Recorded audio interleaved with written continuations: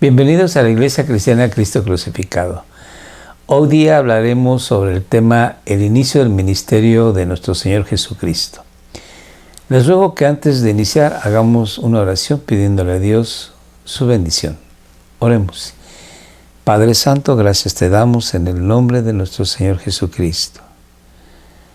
Nos permites estudiar acerca de la vida y obra de nuestro Señor y de la bienaventuranza que obtenemos al saber que Él es el Mesías, el Rey divino que tú has enviado para gobernar nuestro corazón y próximamente este mundo. Te damos gloria, honra y alabanza, porque tu plan magnífico de salvación está llegando a todos los rincones del mundo. Gracias por ser partícipe nosotros de esta gran bendición. En el nombre de nuestro Señor Jesús, te rogamos que este estudio te dé la gloria que tú mereces y consuelo, ánimo y exhortación a nuestro corazón. Que así sea en el nombre de Jesús. Amén. Nuestro Señor Jesucristo, una vez que estuvo en el desierto de Judea, sufriendo la tentación por parte del diablo durante 40 días y 40 noches. El Señor Jesucristo sale victorioso, vencedor. El diablo ha sido derrotado. Pero dice la palabra de Dios que el diablo siguió insistiendo en tentar a nuestro Señor Jesús durante toda su vida. Pero este evento, esta saturación de comunión con Dios durante 40 días y 40 noches, preparó el Espíritu de nuestro Señor Jesucristo, recordando que Él es verdaderamente Dios y verdaderamente hombre, pero en su humanidad Él necesitaba pasar por este conflicto con las fuerzas del enemigo.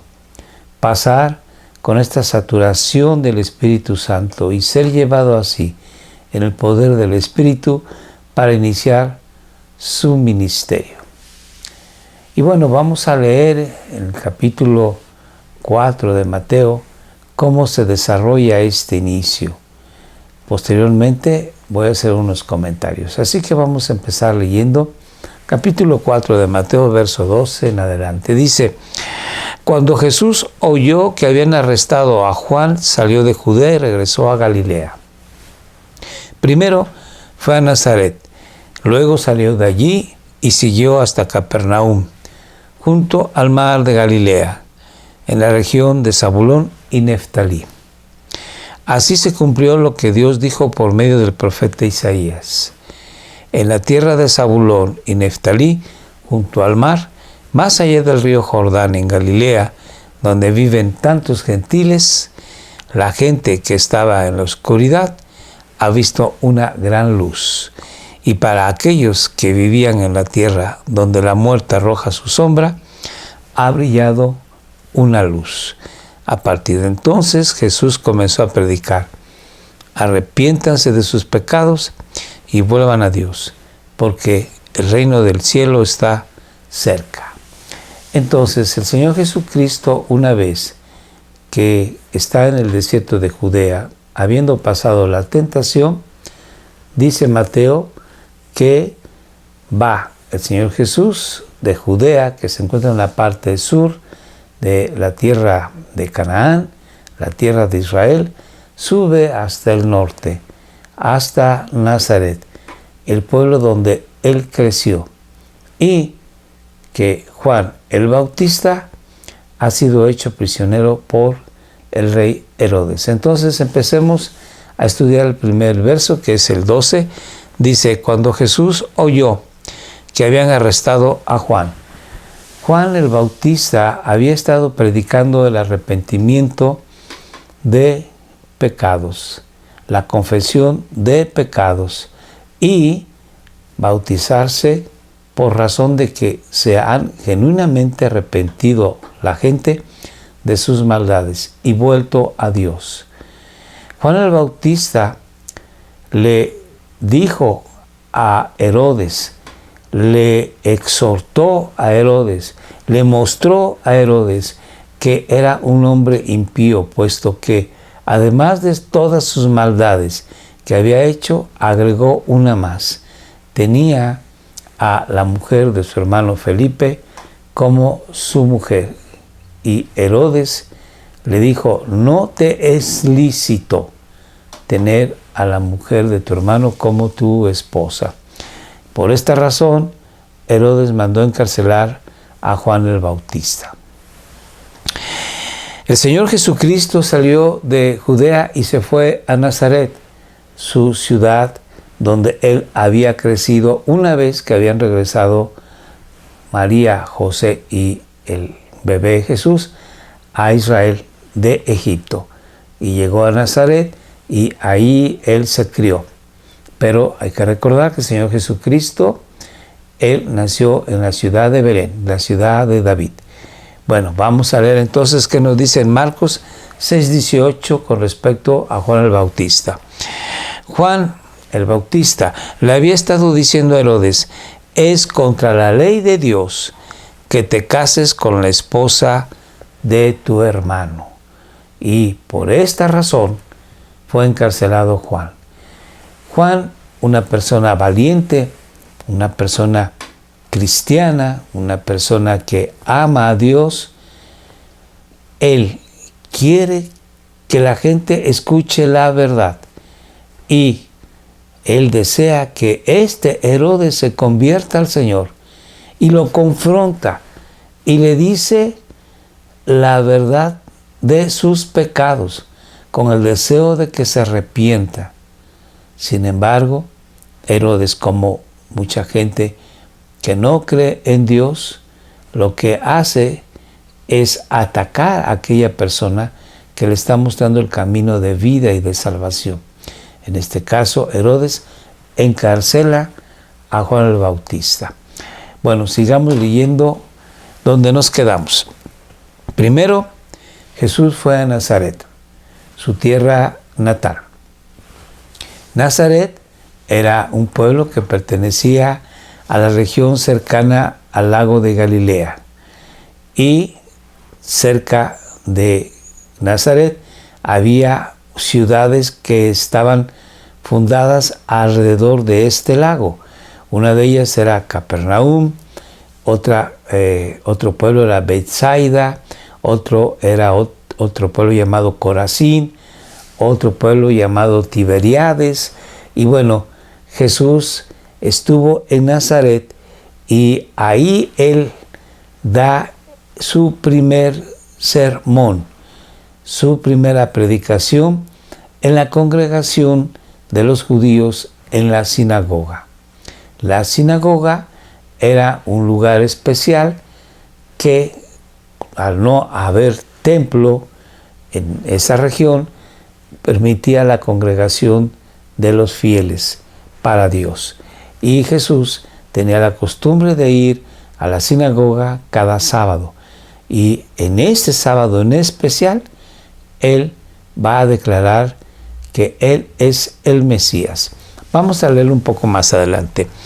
Luego salió de Nazaret y siguió hasta Capernaum, junto al mar de Galilea, en la región de Zabulón y Neftalí. Galilea es un lago que se encuentra por debajo del nivel del mar. Es un lago de agua dulce, un lago que produce mucha vida. Hay mucha vida marítima, muchos peces.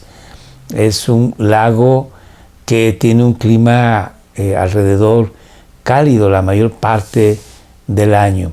Aunque a veces los vientos que vienen del mar Mediterráneo pueden hacer que de inmediato cambie el ambiente y se presenten algunas tempestades, como llegó a ocurrir en los tiempos de nuestro Señor Jesucristo, que estando en una barca cruzando el lago, de inmediato se presentó una gran tormenta.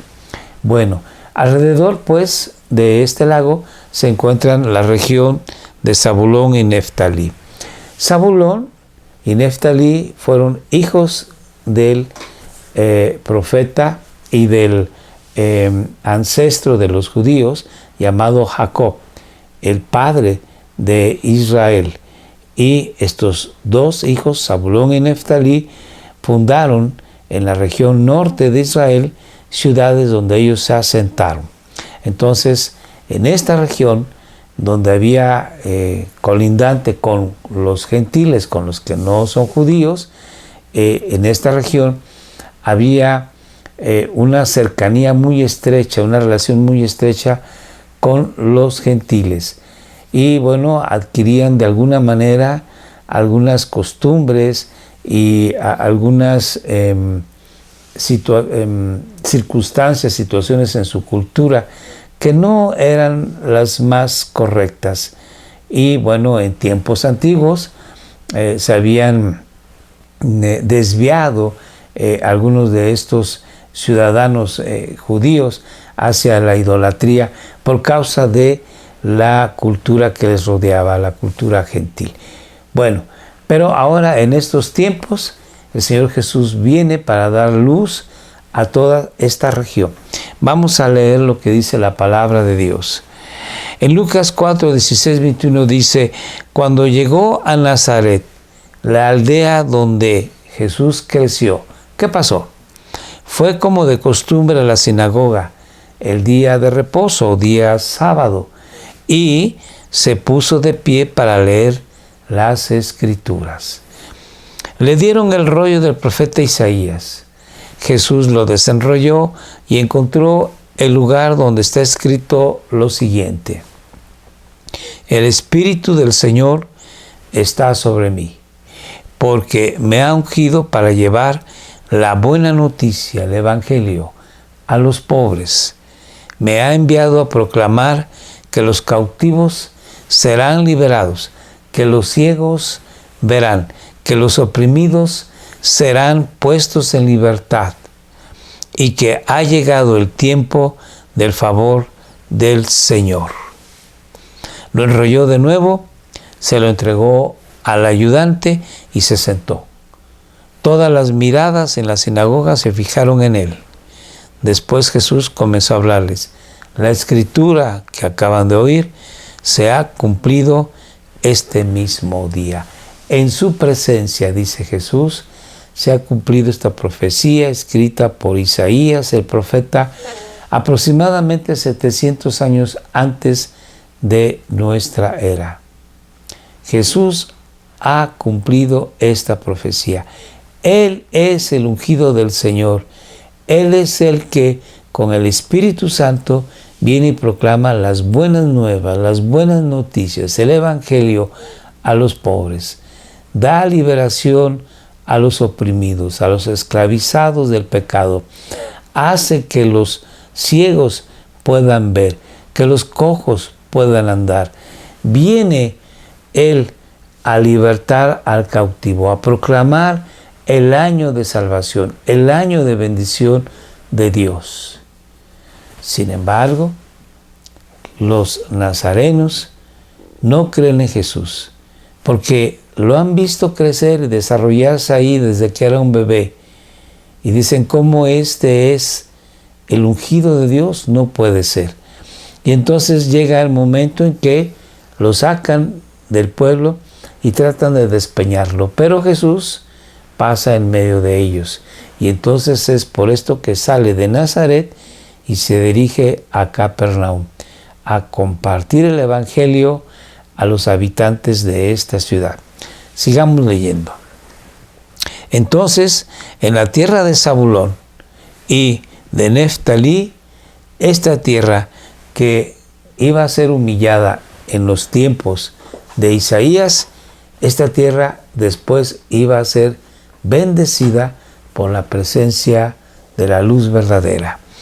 Pero habrá un tiempo en el futuro, dice Isaías, cuando Galilea de los gentiles, que se encuentra junto al camino que va del Jordán al mar, este camino era un camino comercial que iba del río Jordán hacia el mar Mediterráneo y pasaba por esta zona.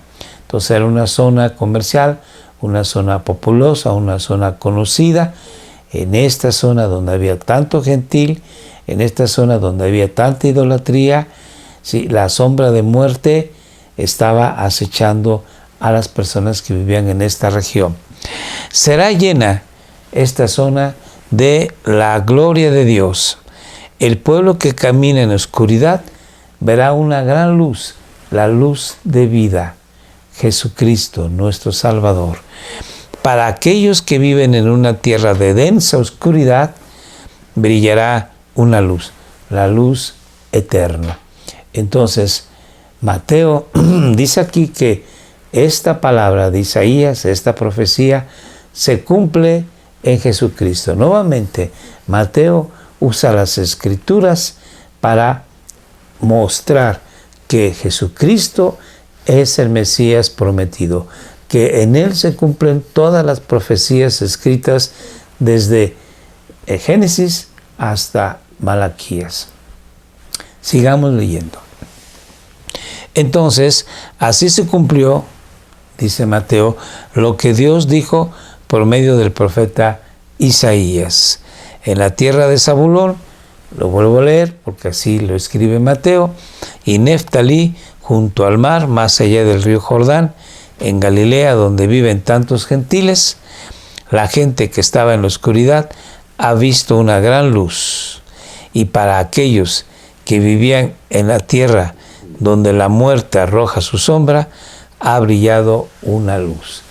Bueno, pues entonces vemos que Mateo, de una manera concienzuda, busca, investiga y encuentra la profecía de Isaías y dice, esta profecía se cumplió en Jesucristo cuando él predicaba en la región norte de Israel, en toda la región de Galilea, Zabulón y Neftalí.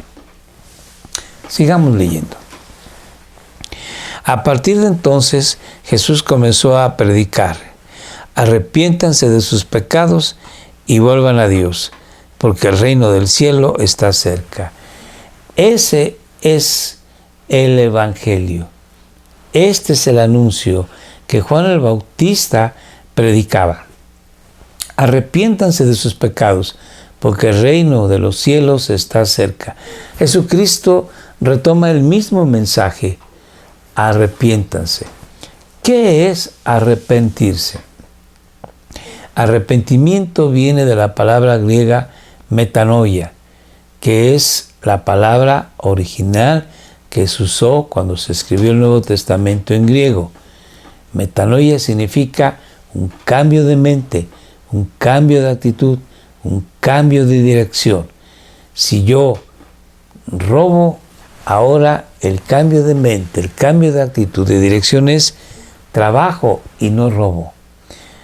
Este arrepentimiento debe de ser genuino para de esta manera volverme a Dios y pedirle a Dios su misericordia, su gracia y su perdón. Y dice la Biblia que Dios es generoso y amplio en perdonar cuando nosotros venimos a Él y de una manera sincera le pedimos perdón. Ustedes se han de recordar cuando Jesús enseñó que había un fariseo que estaba en el templo orando consigo mismo, diciendo: Dios, te doy gracias porque me has hecho un hombre bueno. Te doy gracias porque yo doy mis ofrendas. Te doy gracias porque yo oro.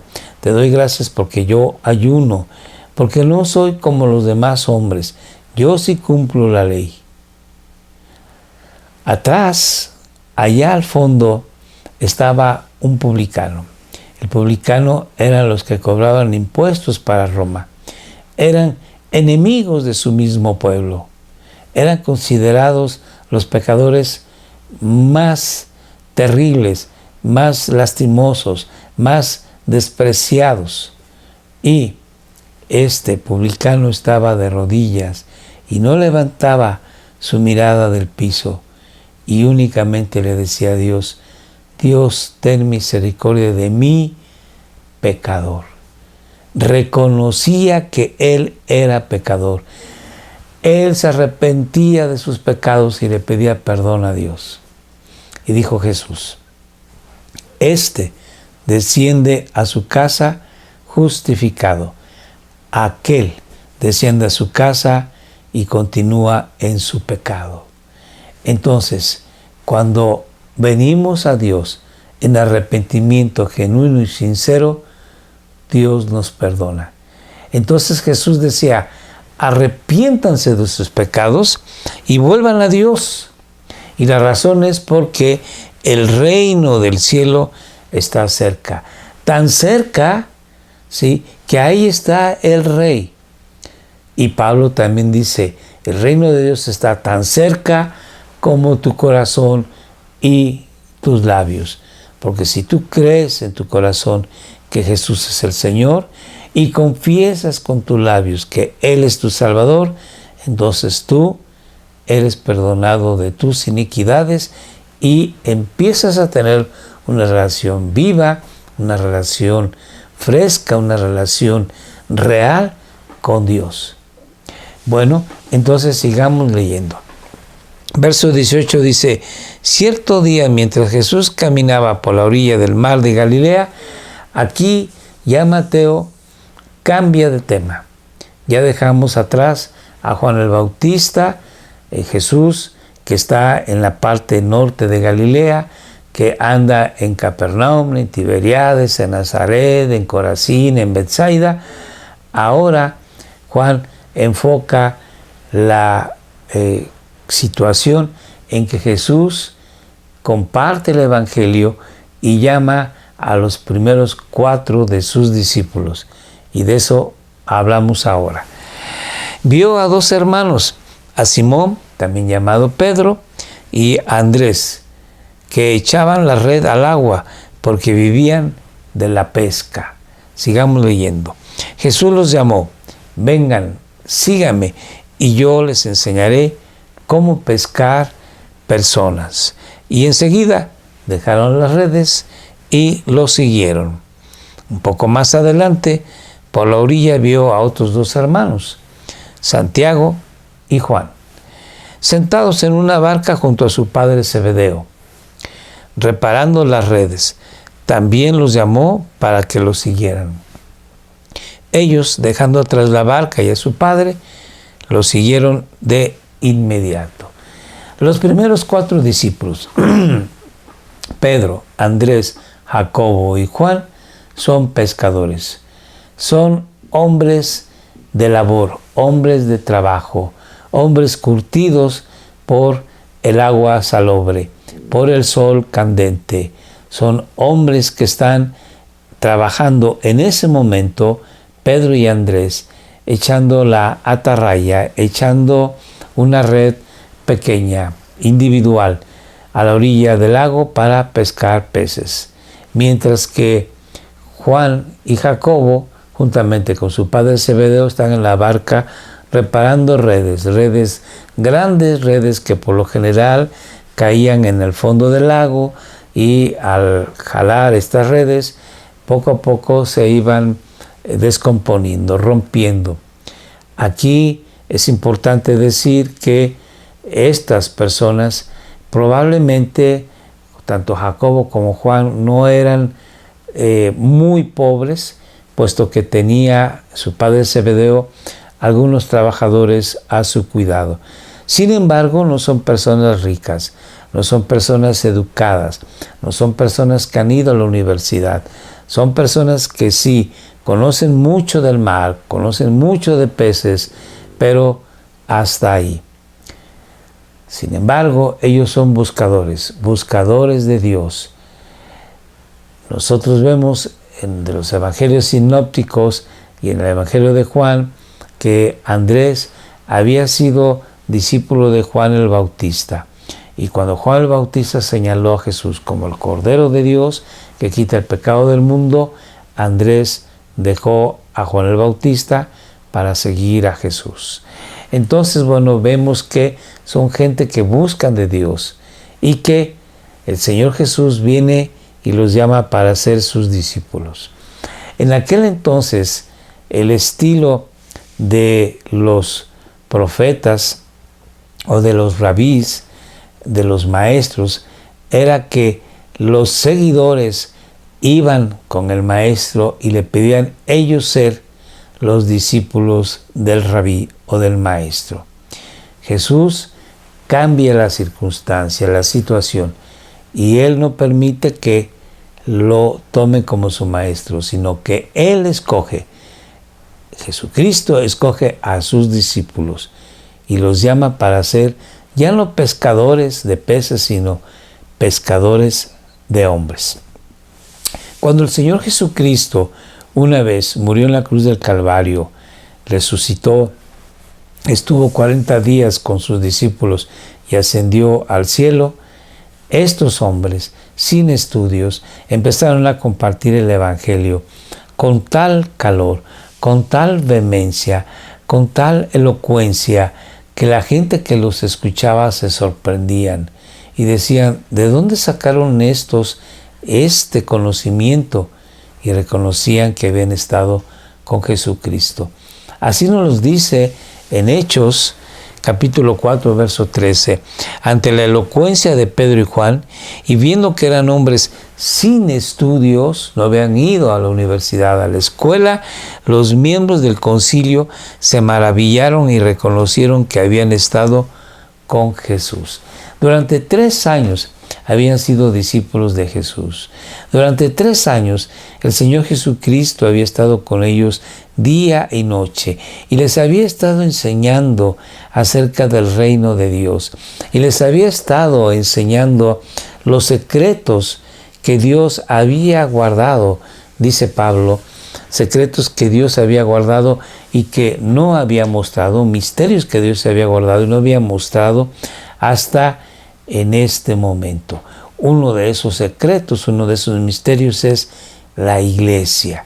Y bueno, Jesús los llamó para que ellos fueran los pilares de la iglesia. Dice Pablo que nuestra fe está basada en el ministerio, la enseñanza de nuestro Señor Jesús como cabeza del ángulo y de el ministerio y la enseñanza de los apóstoles. Bueno, entonces sigamos leyendo.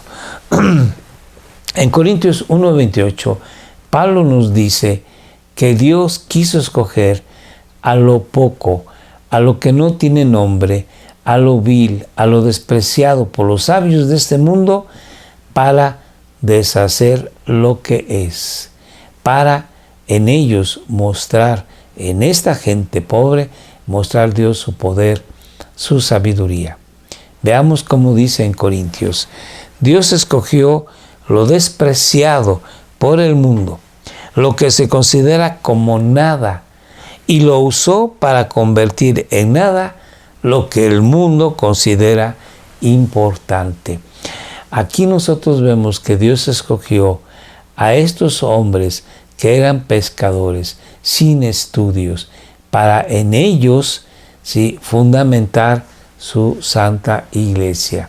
Jesucristo no escogió a los fariseos que eran maestros de la ley, a los escribas que eran aquellos que conocían perfectamente las escrituras. No, Jesucristo escogió a hombres sin educación y siempre ha escogido a los pobres de este mundo, siempre ha escogido a lo despreciado, a lo vil de este mundo. Tú y yo, bendito es Dios, somos partícipes de la Iglesia Santa de Dios y nosotros no somos sabios, nosotros no somos poderosos, sino por la gracia y misericordia de Dios somos lo que somos, como dijera el apóstol Pablo. Bueno, esta sección se trata de que Jesús es quien llama a la gente para hacerlos sus discípulos. Y Jesús te ha llamado a ti y a mí para ser también sus discípulos. No es que tú lo busques a Él, sino que Él te ha buscado a ti y a mí. Bendito es Dios. La tercera sección de este estudio que estamos haciendo habla acerca de que Jesucristo vino para bendición de la gente. Él ha venido para salvar lo que estaba perdido. Y en esa salvación también Él, además de sanar nuestra alma, sana también nuestro cuerpo. Sigamos leyendo. Dice, Jesús viajó por toda la región de Galilea enseñando en las sinagogas. Algo que a Jesús le agradaba era enseñar lo que dice la Santa Escritura acerca de Él, que es el centro, la médula de las Escrituras. Y esto lo hacía con los que conocían las Escrituras en las sinagogas. Sigamos leyendo. Anunciando la buena noticia del reino, pero no nada más enseñaba en las sinagogas a los que conocían las Escrituras, sino también predicaba las buenas noticias, predicaba el Evangelio al populacho, a la gente que no tenía educación, a los pobres de este mundo. Y lo hacía en las plazas, lo hacía por el campo, lo hacía en el lago, lo hacía en las laderas de las montañas. Jesucristo continuamente hablaba del reino de Dios en las casas, en el camino, cuando era invitado a alguna comida, cuando era invitado a una boda. Él compartía el santo evangelio de Dios a toda la gente. Pero además de enseñar del reino y de predicar el evangelio, también sanaba a la gente de toda clase de enfermedades y dolencias. Las noticias acerca de él corrieron y llegaron tan lejos como Siria. Siria se encuentra muy al norte de Israel, un país donde son gentiles, donde no son judíos. Y sin embargo venían desde esas regiones tan lejanas a escuchar el Evangelio en la boca del Señor Jesucristo. Y pronto la gente comenzó a llevarle a todo el que estuviera enfermo. Y Él los sanaba a todos, cualquiera fuera la enfermedad o el dolor que tuvieran, o si estaban poseídos por demonios, o eran epilépticos o paralíticos. Numerosas multitudes los seguían a todas partes. Gente de Galilea, de las 10 ciudades, de Jerusalén, de toda Judea y del este del río Jordán.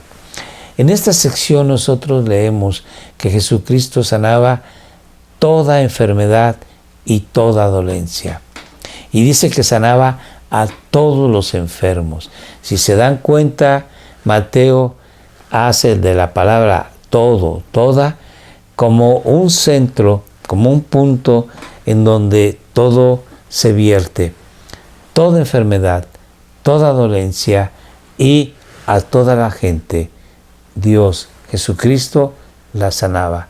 Y también vemos que de regiones tan lejanas como Siria, o bien también del sur, tanto de Judea, del río Jordán, de Jerusalén, que está al centro, y subiendo hacia Galilea y Decápolis, o las 10 ciudades.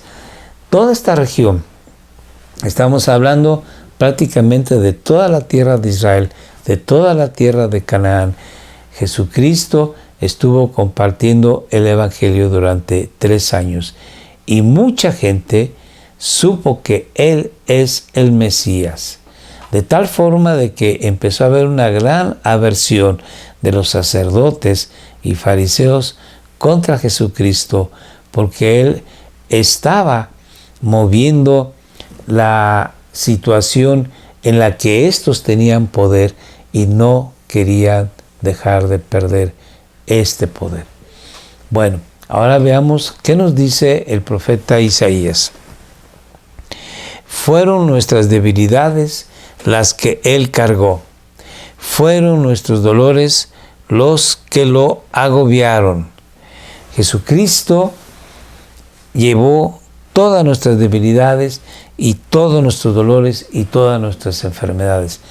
Él vino y curó tanto el alma, el corazón, como las enfermedades físicas. Y esto lo hizo desde ese momento hasta el último suspiro que Él tuvo en la cruz del Calvario. Él vino para darte a ti vida, vida eterna y sanidad también de tu cuerpo, además de tu alma, como de la mía. Así, bueno, pues nosotros tenemos que seguir en búsqueda de Él, que es nuestro gran tesoro. Seguir escudriñando en la palabra para conocer a fondo lo que Él nos ha dejado como legado, como regalo, como victoria, como bendición. Te invito pues a que sigamos nosotros buscando de Dios todos los días. Ahora vamos a hacer una oración. Señor, gracias te damos en el nombre de Jesús por todo lo que Él ha logrado para nosotros. La vida, vida eterna, vida abundante en ti. En el nombre de Jesús, muchas gracias. Amén. Gracias por acompañarnos. Te invitamos a que todos los días estés con nosotros en oración a las 6 de la tarde por nuestro México querido y por la Iglesia. Ciertamente el coronavirus ha traído muchos cambios en nuestra sociedad. No solamente cambios en razón de salud, de que se están enfermando nuestros seres queridos, sino también en pérdidas económicas, y también trae cambios sociales y seguramente cambios políticos. Así pues, oremos a Dios para que Él, en su misericordia y gracia, nos bendiga a través de esta pandemia y podamos nosotros salir adelante y que la voluntad de Dios se cumpla, sus propósitos se lleven a cabo. Bendito es Dios. También acompáñanos en YouTube, en Facebook. Y bueno, pues todos los jueves, todos los martes, jueves y sábados a las 7 de la noche, síguenos, acompáñanos, suscríbete y ve los videos anteriores. Que Dios te bendiga. Te espero la próxima vez. Gracias.